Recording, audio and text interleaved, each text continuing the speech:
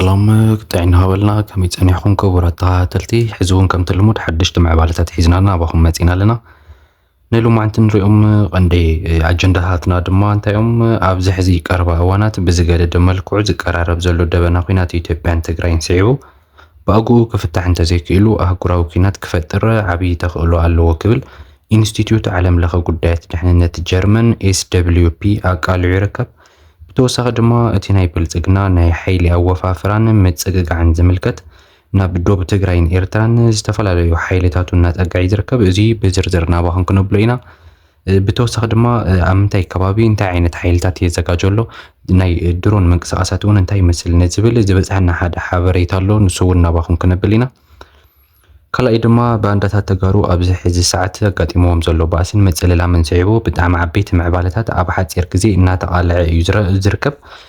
أب مونغو مقاتي مزولو باسن من عقن مثل لامن انتاي مثل نزبل نتقراي دما انتاي عينت عندم تالو نزبل وين رأيوينا بتوسخون اتي ناي صمدو منقسقاسات من تاي درجالو اتي إثيوبيا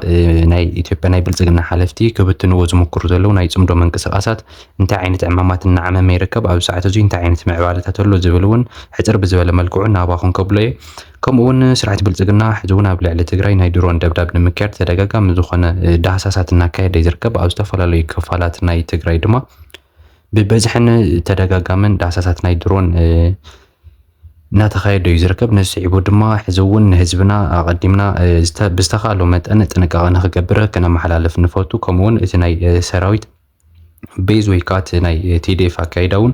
ندرون بزي ساتح ملكعو خون كم زلو بزاقات أمزي ملختنا نحن حلالفنا نافتنا مجمرة كنرؤو زحسبنا يو أجن دخنا حلف كلنا دمو أبساعتو زي كم زفلت سرحة بلتقنا أو لعلة تقراين إيرتران عبيت يدبهالو سقومتات نموسات كوينات نمخفات زاقاجيلو أبزلو ساعات عسر تغلت ساعات بزيحنا نركب زي حز دمات يا خوينات تاقاتا مني سحبا زبل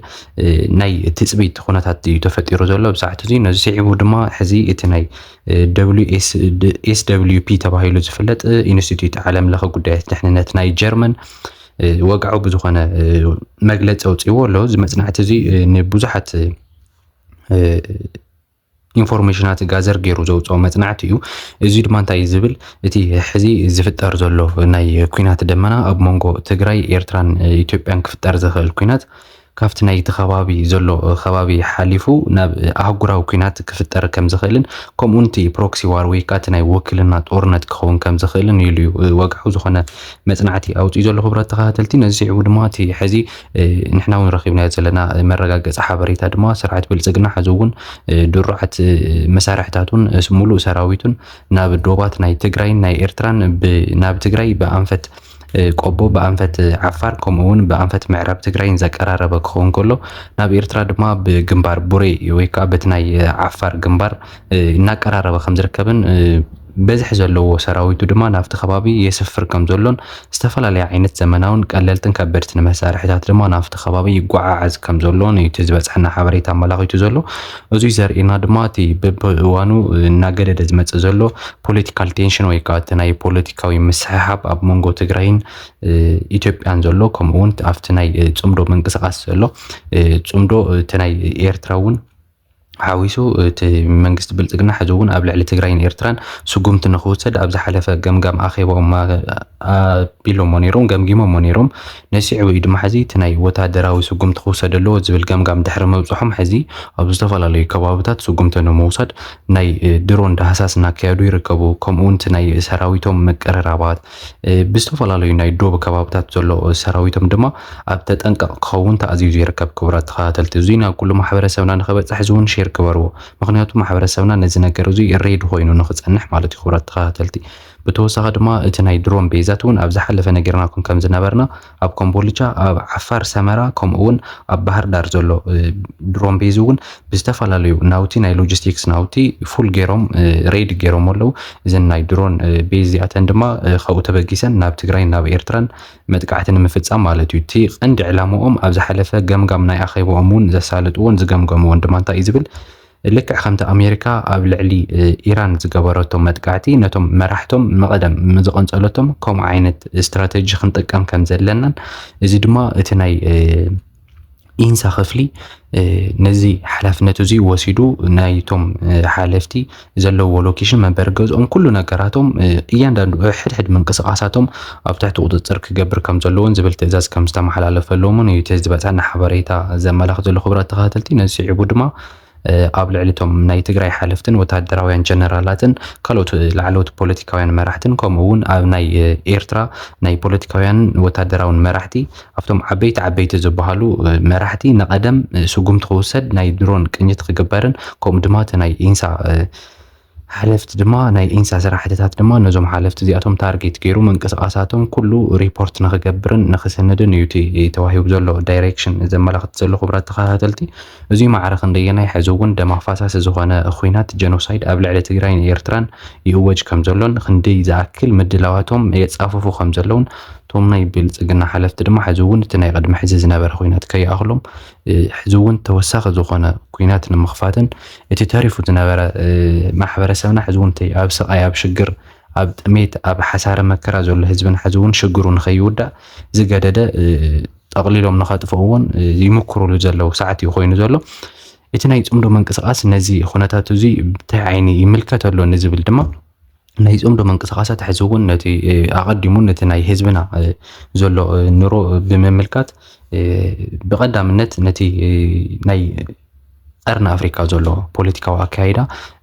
ብትኩረት እናተኸታተሎ ይርከብ። ነዚ ስዒቡ ድማ እቲ ኣብ ትግራይን ኤርትራን ዘሎ ሪሌሽን ድማ ጥቡቕ ብዝበሃል መልክዑ ዲፕሊ እናተንቀሳቐሱ ከም ዝርከቡን ከምኡ ድማ ኣብ ዝሓፀረ እዋን ኣብ ትማል ዘመሓላለፍናልኩም ዜና እኳ እንተሪኢኹም እቲ ናይ ነዳዲ ብኤርትራ ኣቢሉ ናብ ትግራይ ከም ዝኣተወን ከም ዝተሰራጨወን እዩ እቲ ዝበፅሐና ሓበሬታ ኣመላኺቱ ዝነበረ። እቲ ናይ ነዳዲ ጥራይ ዘይኮነ ብዝተፈላለዩ መልክዑ ድማ ናይ ዝተፈላለዩ ዓይነት መሳርሕታት ሓገዝ ናይ ሎጂስቲክስ ሓገዝ ክኾን ይኽእል እዩ። ብዙሓት ብቻ ብዝተፈላለዩ መልክዑ እቶም ናይ ክልቲኡ ሰራዊት ናይ ማለት እውን ናይ ቲዲኤፍን ናይ ሰራዊት ኤርትራን ክትሓጋገዝሉ ዝኽእሉ መስርሕ ተዘጋጅሎም ናይ ባዕሎም ፕላን ወፂሉ ድማ ዝተፈላለዩ ዓይነት ምንቅስቃሳት ኣብቲ ናይ ክልቲኡ ዶብ ናይ ትግራይን ናይ ኤርትራን ዘሎ ምንቅስቃሳት ናይ ክልቲኡ ሰራዊት ቤዝ ገይሩ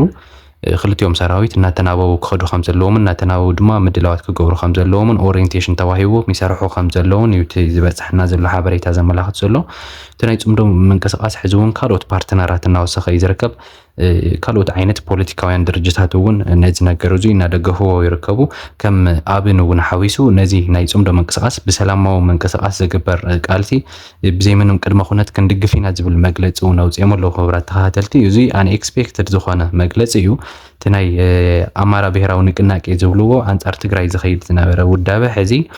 ነቲ ናይ ትግራይን ኤርትራን ዝኸድዎ ዘለዉ ምንቅስቃሳትን ፅምዶ ዝብል ምንቅስቃሳትን ከም ዝድግፍ እዩ መግለፂ ኣውፅኡ ዘሎ። እዚ ሕዚ እውን ፅቡቕ እንተኾነ እኳ ግን ሕዚ እውን ኣብን ኮነ ካልኦት ኣልያንስ ዝፈጠሩ ፓርቲታት ካልኦት ሓይልታት ሙሉእ በሙሉእ ኣሚንካ እትዘናግዐሎም ዓይነት ሓይልታት ኣይኮኑን። ምክንያቱ ድማ ኣብ ዝኾነ ግዜ ኣቋሞም ቀይሮም ካልእ ዓይነት ሰባት ካልእ ዓይነት ሓይልታት ክኾኑ ስለ ዝኽእሉ ሕዚ እውን እቲ ዕላማ ናይ ህዝብኻን ሕቶ ህዝብኻን ሒዝካ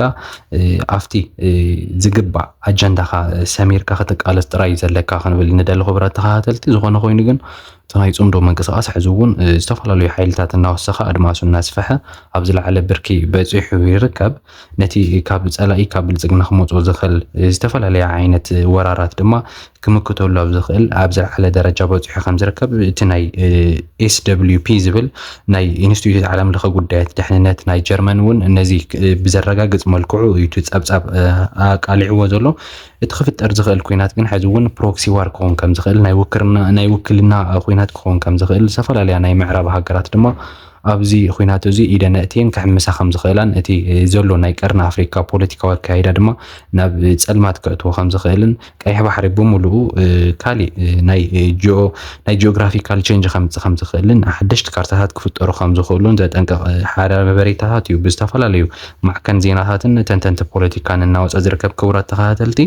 ነዚ ነገር እዚ ድማ ብኣግኡ ሕዚ እውን ናብ ህዝብና ፈሊጥዎ ዝግባእ ምዝግጃዋት ምድላዋት ንክገብር ሕዚ እውን ሼር ምግባር ኣይትረስዑ። ከምኡ ድማ ሓደሽቲ ተኸታተልቲ ኮይንኩም ሳብስክራይብ እናገበርኩም ቤተሰብ ኩኑ ክብለኩም ይደሊ። እቲ ናይ መወዳእታ ሓበሬታና ናባኹም ከብሎ ሓሲበ እዩ ዘለኹ ድማ ብዛዕባ ባንዳታት ተጋሩ ኣብ ሰዓት እዚ ኣጋጢምዎም ዘሎ ባእስን ምፅልላምን ስዒቡ ብጣዕሚ ዓበይቲ ምዕባለታት ኣብ ሓፂር ግዜ እናተቃሊዖም ዝርከቡ ከም ዝፍለጥ ኣብ ኣዲስ ኣበባ ዝርከቡ ደለይቲ ለውጥ ብምባል ዝተሰባሰቡ ካብ ሕወሓት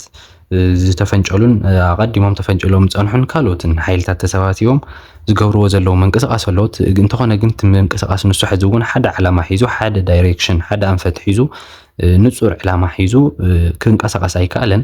ብዝተፈላለየ መልክዕ ድማ እቶም ኣብኡ ዘለዉ ነቲ ምንቅስቃስ ንሱ ንመርሖ ኢና ዝብሉ ሰባት ድማ ነንባዕሎም በብመዓልቱ ክጠቃቀኑ ክጠቃቅዑን ክበኣሱን ሓያል ጉንጢ ከጋጥሞምን እዩ ዝረአ ዘሎ እዚ ሕዚ እውን እቲ ካብ ህዝብኻ ርሒቕካ ትቃለሶ ቃልሲ ውፅኢታዊ ከም ዘይኸውንን ናይ ህዝቢ ኣጀንዳ ሒዝካ ከም ዘይትንቀሳቀስን ዘርኢ ምንቅስቃስ ኮይኑ ከም ዘሎ እዮም እቶም ተንተንቲ ፖለቲካ በቢግዚኡ እናሕበሩ ዝርከቡ ክብረት ተኸታተልቲ ብጻድቃን ገብረትንሳኤ ዝተመርሐ ኣብ ዝሓለፈ ሰሙን ዝተገበረ ናይ ሰላማዊ ሰልፊ ድማ ሕዚ እውን ብዝተፈላለዩ ኣካላት ተቃውሞ እናገጠሞ ከም ዝርከብ እናተቃልዐ ዝርከብ ዝተፈላለዩ ተጋሩ ኣብ ዝተፈላለዩ ዓለም ዘለዉ ተጋሩ ድማ ነዚ ሓሳብ እዚ ሕዚ እውን ከም ዝተቃወሙን ነቲ ናይ ሕወሓት ኣገዛዛ ወይ ከዓ ናይ ሕወሓት ፖለቲካ ተቃዊምካ ምስ ብልጽግና ኮይንካ ንህዝብኻ ኣነ እየ ዝፈልጠልካ ክትብሎ ኣይትኽእልን ሞራል ይብልካን ዝብል ዓይነት ነቐፌታታት ከም ዝመፀን እዩ እቲ ዝወፅ ዘሎ ሓበሬታታት ዘመላኽት ዘሎ ክብረት ተኸታተልቲ ዝኾነ ኮይኑ ግን ሕዚ እውን እቶም ኣብ ኣዲስ ኣበባ ዘለዉ ተቃወምቲ ናይ ትግራይ ኣብ ዓብዪ ሽግር ወዲቖም ከም ዘለውን ነንባዕሎም ክተማመኑሉ ኣብ ዘይኽእሉ ደረጃ በፂሖም ከም ዘለውን ሓደ ዓይነት ኣቋም ሒዞም ወይ ከዓ ዕላማ ሒዞም ይንቀሳቐሱ ከም ዘይለውን ነንባዕሎም ድማ ኣብ ምጥቕቓንን ኣብ ምጥቕቓዕን ነናይ ባዕሎም ኔትወርክ ፈጢሮም ይንቀሳቐሱ ከም ዘለውን እቲ ዝበፅሐና ሓበሬታ ዘመላኽት ዘሎ ክብረት ተኸታተልቲ እሞ እዚ ሓበሬታ እዚ ናብ ኩሉ ክበፅሕ ሼር ምግባር ኣይትረስዑ ክንብለኩም ንደሊ ደጊምና ደጋጊምና ሕዚ እውን ሎማዓንቲ ዝነበረኒ ምድላው ግን ኣብዚ ዛዚም ኣለኹ ኣብ ቀፃሊ ብኻሊእ ምድላው ክሳብ ንራኸብ ሰላም